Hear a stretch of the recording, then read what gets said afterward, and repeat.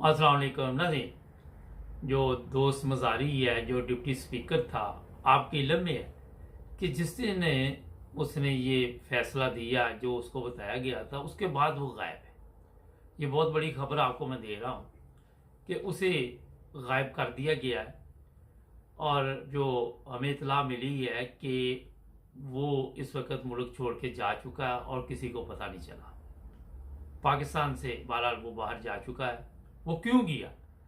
अगर उसे पता था कि ये आइन के मुताबिक उसने फैसला दिया है, कानून के मुताबिक दिया है, उसने इस पर रिसर्च की थी, तो उसे मुल्क छोड़ के जाने की क्या ज़रूरत थी?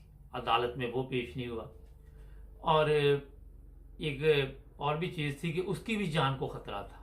ये बहुत बड़ी मैं आपको बात बता रहा हूँ, क्योंकि जब ये लोग ऐसे लोगों को इस्तेमाल कर लेते हैं तो फिर उनको रास्ते से हटाने के लिए कोई ना कोई ऐसे कदम उठा लेते हैं। जिस तरह आपके इल्म में है, FIA का जो चीफ था, डायरेक्टर, और इसी तरह और भी जो लोग थे उनके साथ ये क्या सलूक करते हैं।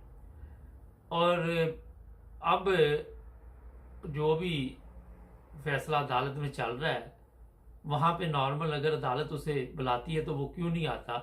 तो आपके इल्म में है कि अदालत को भी चाहिए कि जब एक बंदा आ ही नहीं रहा जिसने फैसला किया था, तो उस फैसला तो ऑटोमेटिक हो जाता है। मगर हमारी अदालतों की हालत आपके इल्म में ही है जो है। लेकिन आपको मैं ये बता देता हूँ कि मज़ारी को अब पाकिस्तान में आने नहीं देंगे।